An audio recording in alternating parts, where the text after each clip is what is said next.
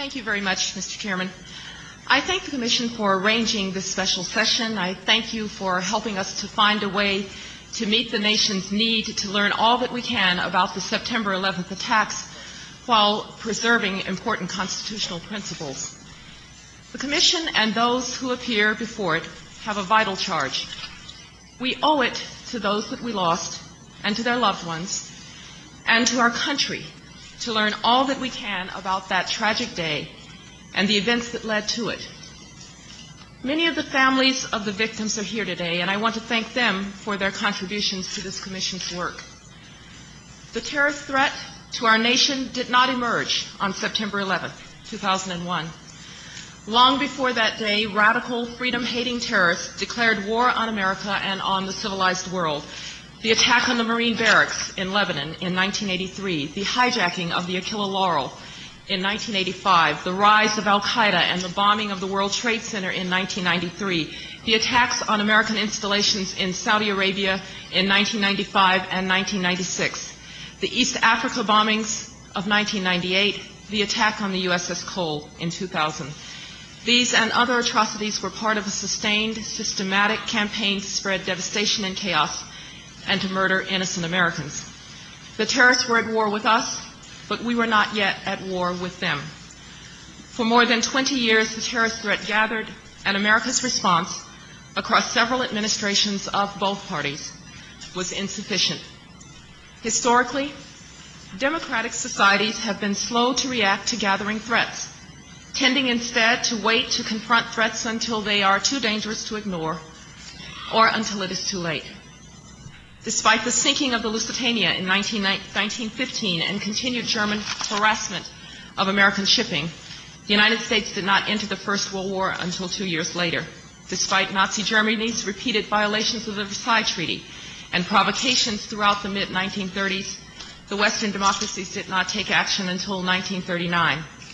The U.S. government did not act against the growing threat from Imperial Japan until it became all too evident at Pearl Harbor, and tragically, for all the language of war spoken before September 11th, this country simply was not on war footing.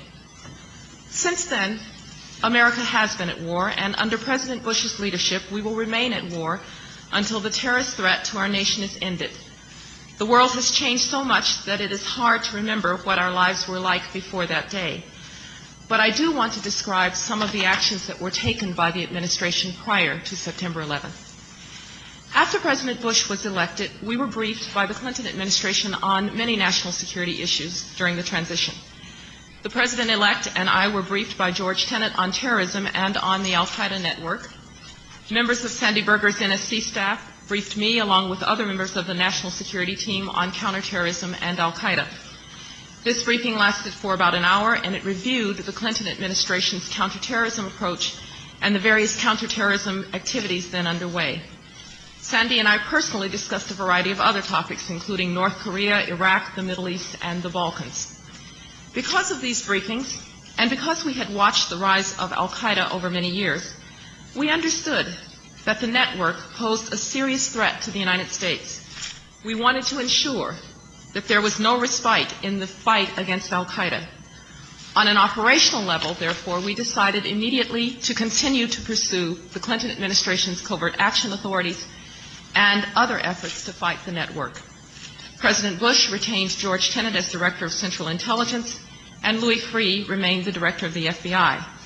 And I took the unusual step of retaining Dick Clark and the entire Clinton administration's counterterrorism team on the NSC staff.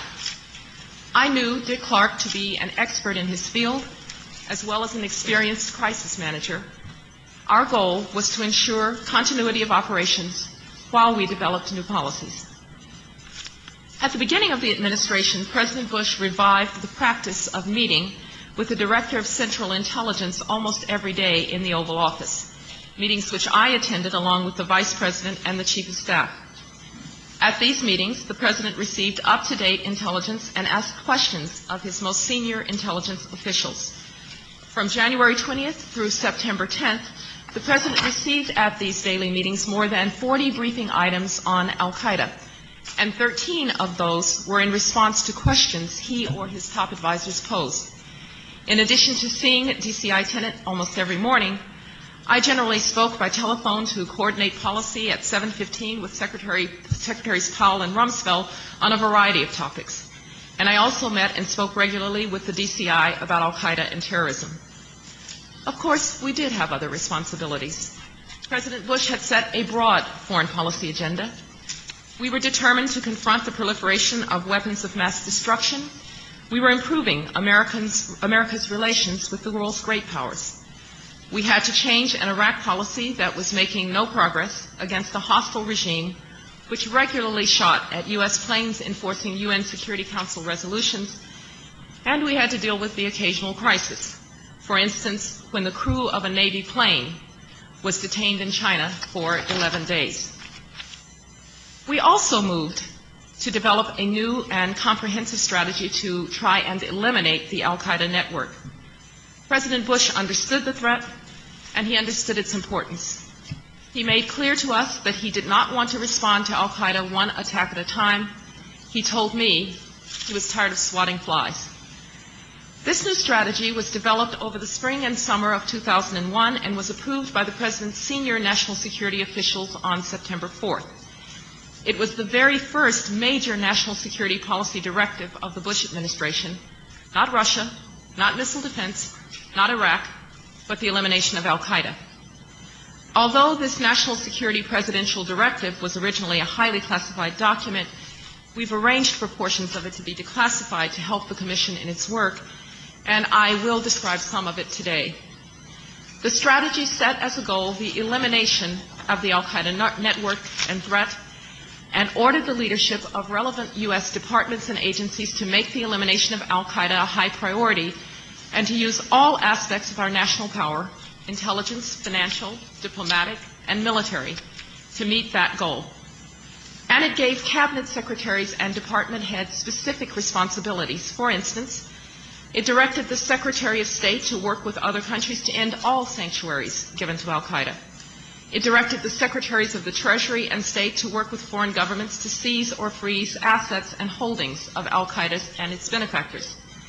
It directed the Director of Central Intelligence to prepare an aggressive program of covert activities to disrupt al-Qaeda and provide assistance to anti-Taliban groups operating in Afghanistan. It tasked the Director of OMB with ensuring that sufficient funds were available in budgets over the next 5 years to meet the goals laid out in the strategy.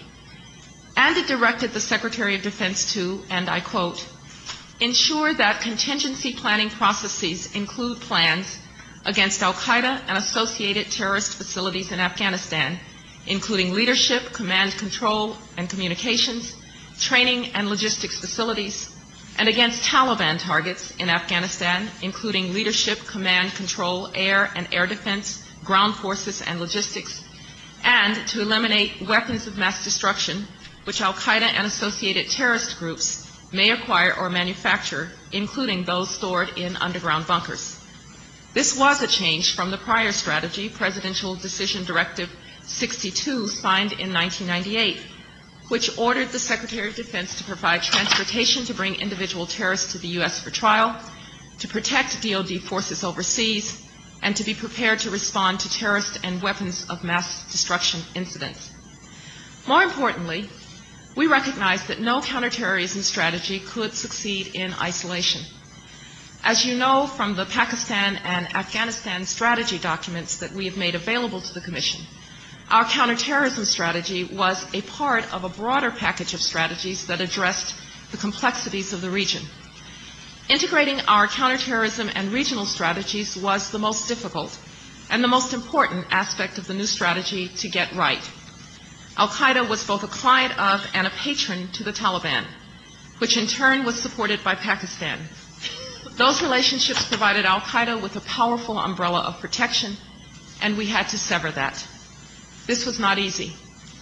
Not that we hadn't tried. Within a month of taking office, President Bush sent a strong private message to President Musharraf, urging him to use his influence with the Taliban to bring bin Laden to justice and to close down al-Qaeda training camps. Secretary Powell actively urged the Pakistanis, including Musharraf himself, to abandon support for the Taliban. I remember well meeting with the Pakistani foreign minister, and I think I referred to this meeting in my private meeting with you, in my office on June of 2001, and I delivered what I considered to be a very tough message. He met that message with a rote answer and with an expressionless response. America's al-Qaeda policy wasn't working because our Afghanistan policy wasn't working, and our Afghanistan policy wasn't working because our Pakistan policy wasn't working. We recognized that America's counterterrorism policy had to be connected to our regional strategies and to our overall foreign policy. To address these problems, I had to make sure that key regional experts were involved, not just counterterrorism experts. I brought in Zalmay Khalilzad, an expert on Afghanistan, who as a senior diplomat in the 1980s had worked closely with the Afghan Mujahideen, helping them to turn back the Soviet invasion. I also ensured the participation of the NSC experts on South Asia, as well as the Secretary of State and his regional specialists. Together, we developed a new strategic approach to Afghanistan. Instead of the intense focus on the Northern Alliance, we emphasized the importance of the South, the social and political heartland of the country. Our new approach to Pakistan combined the use of carrots and sticks to persuade Pakistan to drop its support for the Taliban, and we began to change our approach to India to preserve stability on the continent.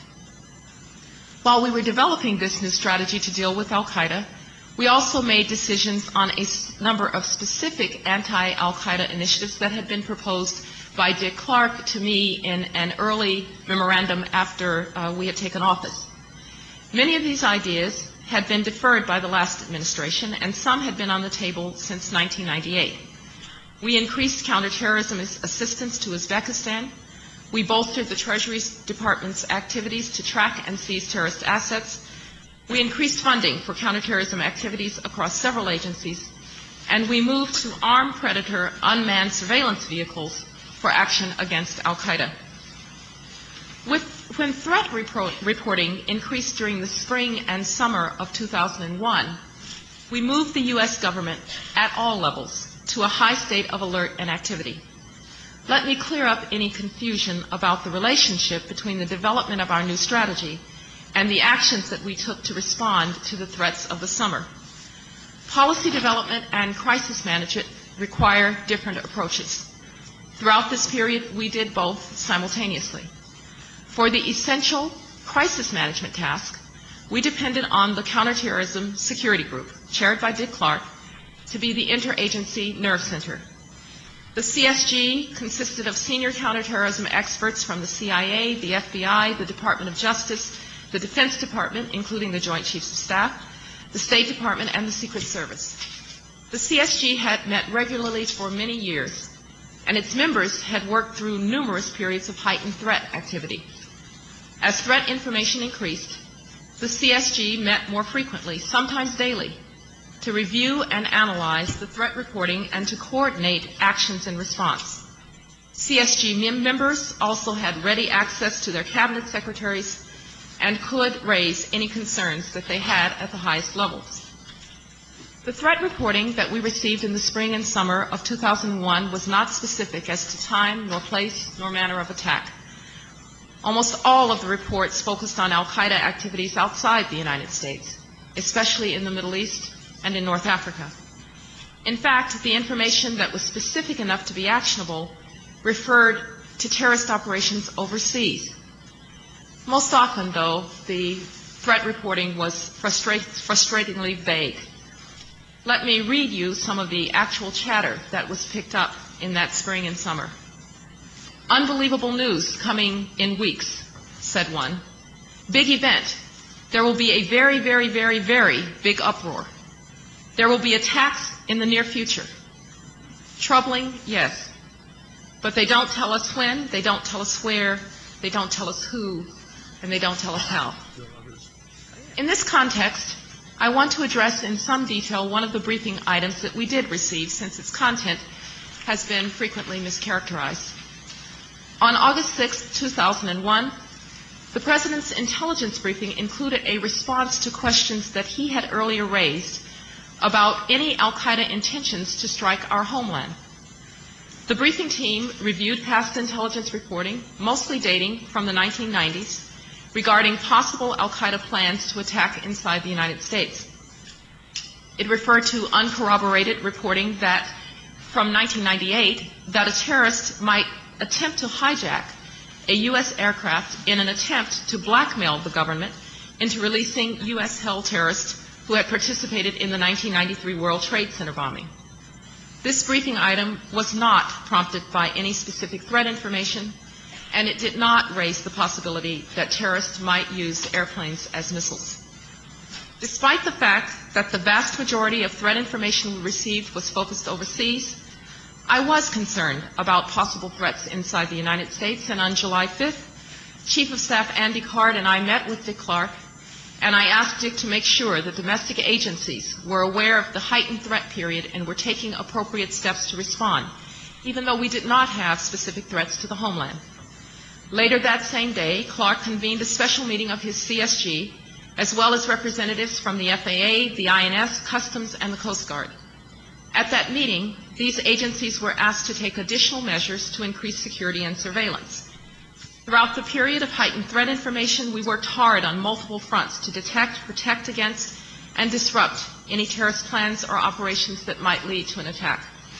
For instance, the Department of Defense issued at least 5 urgent warnings to U.S. military forces that al-Qaeda might be planning a near-term attack, and placed our military forces in certain regions on heightened alert. The State Department issued at least 4 urgent security advisors and public worldwide cautions on terrorist threats, enhanced security measures at certain embassies, and warned the Taliban that they would be held responsible for any al-Qaeda attack on U.S. interests.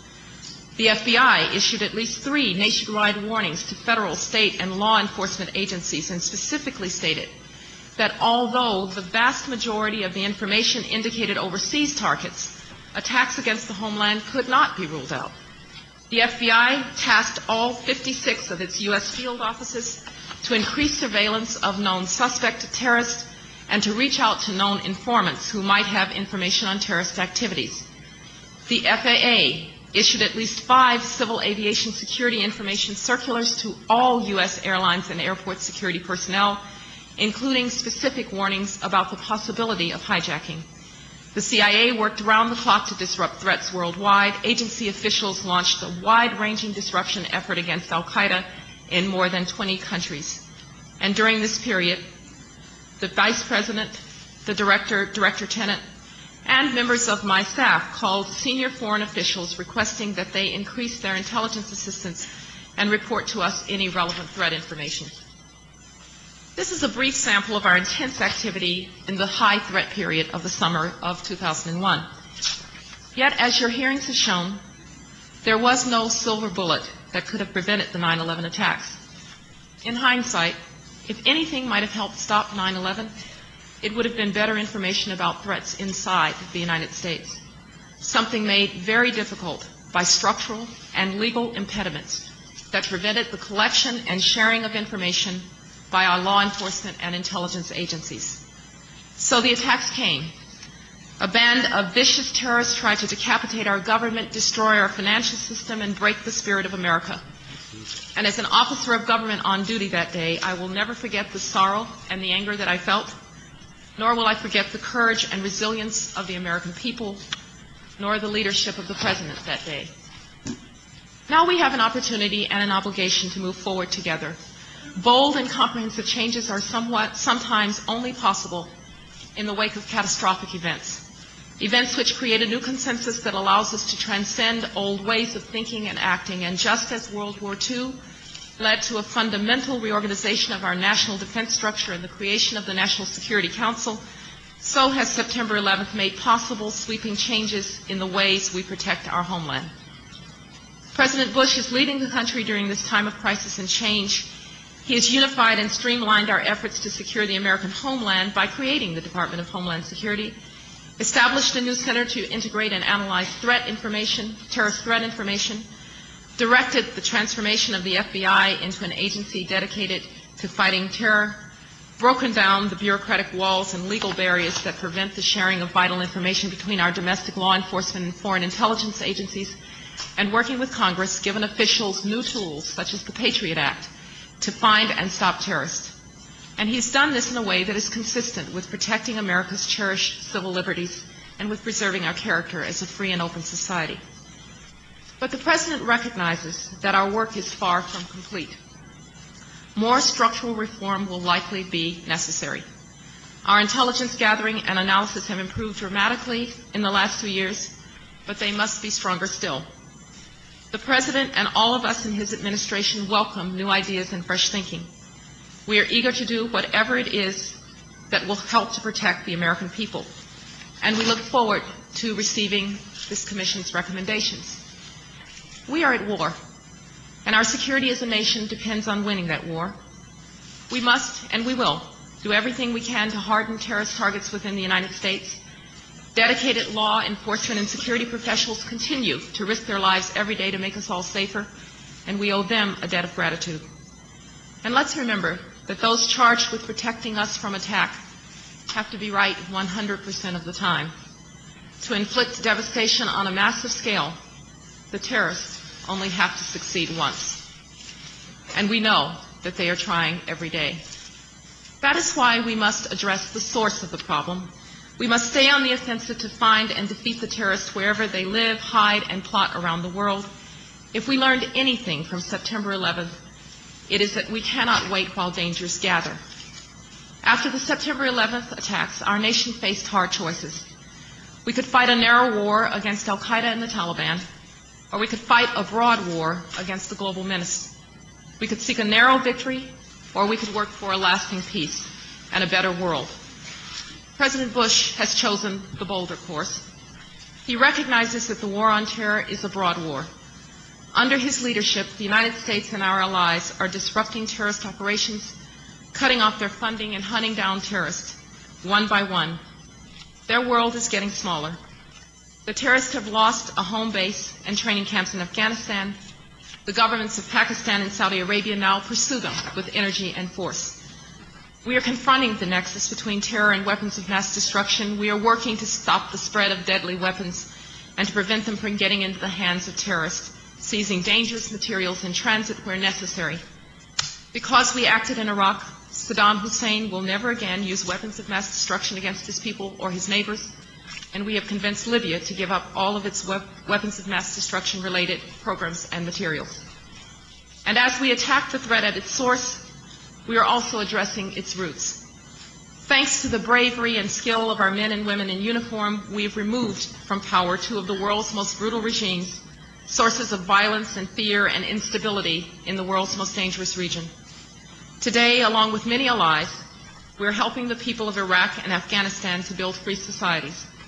And we are working with the people of the Middle East to spread the blessings of liberty and democracy as alternatives to instability and hatred and terror. This work is hard, and it is dangerous, yet it is worthy of our effort and sacrifice. The defeat of terror and the success of freedom in those nations will serve the interests of our nation and inspire hope and encourage reform throughout the greater Middle East.